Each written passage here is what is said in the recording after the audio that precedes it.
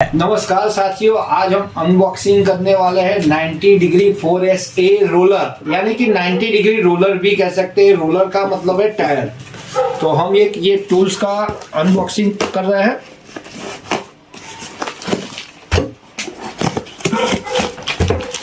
तो हम देख सकते हैं इसके अंदर से क्या निकल रहा है।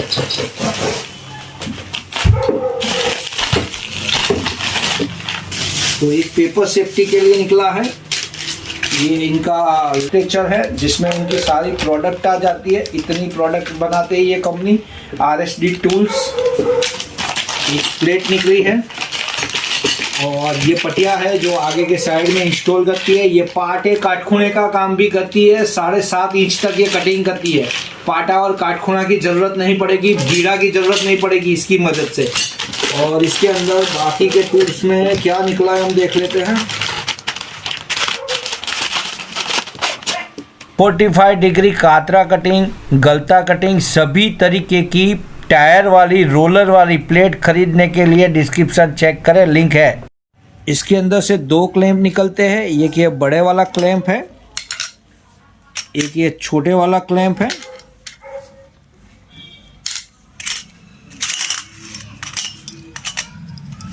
वन, 2, 3, 4 यानी कि ये 4 टूल्स मिलेंगे। एक बड़ा वाला बोल्ट जो यहाँ लगेगा इसके अंदर, ये बड़ा वाला बोल्ट। 4 इस तरीके के सिल्वर बोल्ट मिले हैं, ये 4 होते हैं।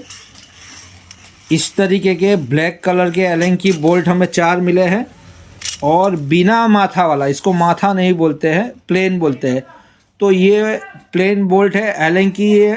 और ऐसे 2 बोल्ट मिले प्लेट के नीचे के हिस्से में से लगते हैं ताकि टायर टच ना करे, उसकी वजह से इसको ये प्लेन बनाया गया होता है। ये बड़ा वाला लगेगा तो नीचे टायर के बजाय ये बोल्ट में प्लेट में नीचे ग्रेनाइट में टच होता है।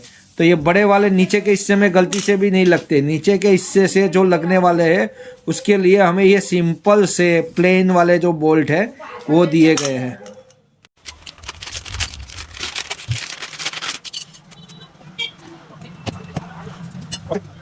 ये वाला जो बड़ा हिस्सा है वो आगे के साइड में इंस्टॉल होगा इस तरीके से। टायर के साइड में ये प्लेट रहती है तो ये वाला हिस्सा यहाँ पर इंस्टॉल होगा। जब हम इंस्टॉलेशन कर रहे हैं तो हमें किसी भी चीज को पहले से फुल टाइट नहीं करना है। ये सारी चीज हमने लूज रखी है, सारी ऊपर नीचे वाले बोल्ट सारे के सारे। और ये वाला जो हिस्सा है वो पीछे के हिस्से में इंस्टॉल होगा।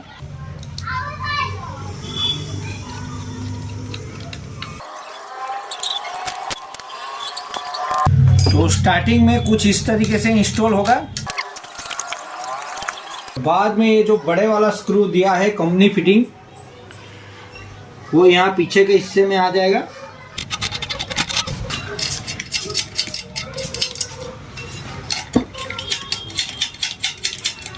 जो हमारे मशीन में से बोल्ट निकला होगा वही बोल्ट यहाँ लगेगा। ये जो मशीन में से बोल्ट निकला है यही बोल्ट यहाँ लगेगा। और इसके आंटे उल्टे आते हैं, खोलने पर टाइट होते हैं और टाइट करने पर ये खुलता है। तो ये उल्टे आंटे में आता है, इसको खोलना है तो टाइट होगा, टाइट करोगे तो ये खुलेगा।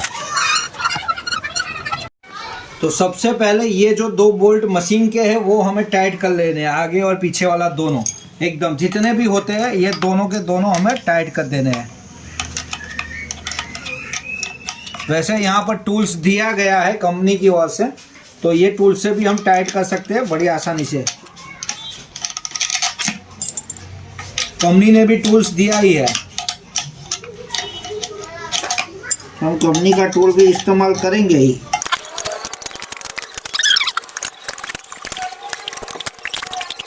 आगे वाला और पीछे वाला ये दोनों बोल्ट, ये पीछे वाला ये आगे वाला, दोनों टाइट करने के बाद हमें इसे उल्टा कर देना है। उल्टा करने के बाद क्या करना है, मेजर टेप से ये कटर के दोनों हिस्से से ये प्लेट को एकदम mm में सही करना है। तो ये 4.25 और 1 सूत है और ये भी 1 सूती है। बाद में ये जो बोल्ट है ना नीचे वाले हमारे, इसे अब टाइट करना है, पहले नहीं करना है। अब ये वाले जो हमारे बोल्ट थे इसे ये कटर से मेजरमेंट लेना है दोनों साइड में।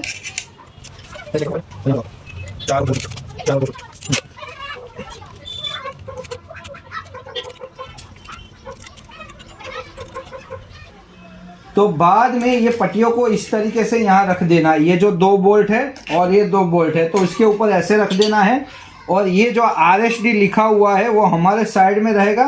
उसके बाद में हमें ऐसे पकड़ लेना है। आप देखो तो देखो इस तरीके से। तो ये हो गया, हमें बड़ी आसानी से ये जगह मिल जाएगी। वरना क्या होता है, ऐसे आएगी या यूं आएगी, किस तरीके से बहुत दिक्कत होती है। तो इस तरीके से पकड़ने के बाद में यहाँ पर पकड़ के रख के 1 बोल्ट लगा दो यहाँ पर। हल्के से, टाइट नहीं करना है, सिर्फ थोड़ा ही लगाना है।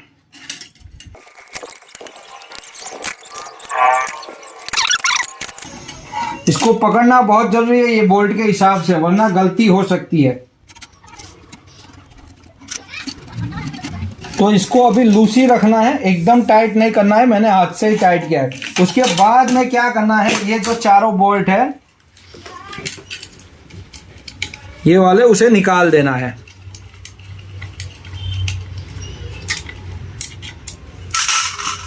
इसमें वाइसर भी रहेगा तो संभाल के निकालना है। 4 बोल्ट है और 4 वाइसर है, तो ये हमने निकाल दिया है।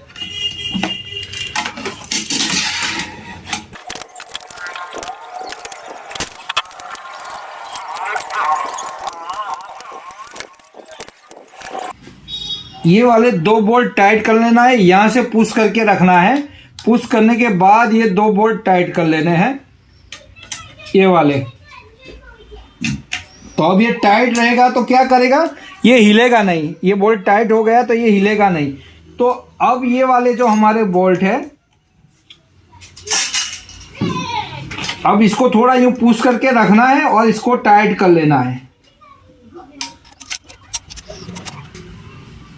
तो ये हिलेंगे नहीं।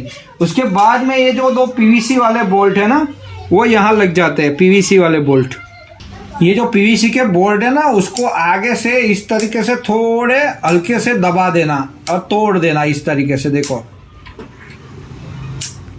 आगे से थोड़ा कोना तोड़ देना, तो ये बड़ी आसानी से अंदर आ जाते हैं, वरना नहीं आते हैं। आगे के हिस्से को थोड़ा दबाया तो देखो दोनों के दोनों अंदर आ चुके हैं। ये रोलर प्लेट की मदद से आप अब कटिंग कर सकते हो। आप देख सकते हो, तो ये रोलर रहेंगे तो हमारे जो टाइल्स ग्रेनाइट में क्रैचेस पड़ते हैं वो बिल्कुल नहीं पड़ेंगे। 10 इंच तक का आप देख सकते हो, 10.5 इंच, 10.5 इंच तक का हम इसमें कटिंग कर सकते हैं। तो ये यहाँ पर आगे की धार पर रहेगा, आप देख सकते हो यहाँ। तो हमें पाटा बीड़ा कोई चीज की जरूरत नहीं पड़ेगी, डायरेक्ट ये फर्मा हो गया। ये यहाँ से सहारा लेगा और ये अपने आप चलता है, आप देखो। और ये बोल्ट टाइट कर देने हमें। तो ये 10.5 इंच तक आप देख सकते हो, 10.5 इंच तक ये बड़े आसानी से कटिंग करता है। और इसमें ये अलग अलग रोलर है, 2, 4, 6 और 8। तो आपके ग्रेनाइट और टाइल्स को बिल्कुल ही खराब नहीं करेगा। तो हमारे जरूरत के हिसाब से, जैसे कि 3 इंच की कटिंग करनी है हमें, तो हम 3 इंच पर इसको सेट कर देंगे। तो ये 3 इंच का फर्मा बन गया। तो अब ये 3 इंच की दीवार कटिंग काटेगा। 2 इंच का करना है तो 2 इंच की, यानी कि यहाँ से हम जो भी मेजरमेंट हमारे हिसाब से सेट करते हैं, तो ये मशीन बड़ा या छोटा अपने आप हो सकता है। देखो, तो इसमें एक ही धार आपकी सही होनी चाहिए। कंपनी धार में अगर एक धार रहेगी ये आगे वाली, तो ये बाकी का जो कटिंग करेगा इसके सहारे आप देख सकते हो बड़ी आसानी से ये कटिंग कर लेगा। तो आप 5 इंच, 6 इंच, 10, 10.5 इंच तक का कटिंग इसमें कर सकते हो मिनिमम। इस मेजरमेंट से आधे इंच से शुरू करके आप 10, 10.5 इंच तक बड़ा इसको कटिंग कर सकते हो। ये बहुत ही काम की चीज है, आपका टाइम बहुत बचाएगी। इसमें पाटे बीड़ा कुछ लगाने की जरूरत नहीं है। 45 डिग्री कातरा कटिंग, गलता कटिंग, सभी तरीके की टायर वाली रोलर वाली प्लेट खरीदने के लिए डिस्क्रिप्शन चेक करें, लिंक है।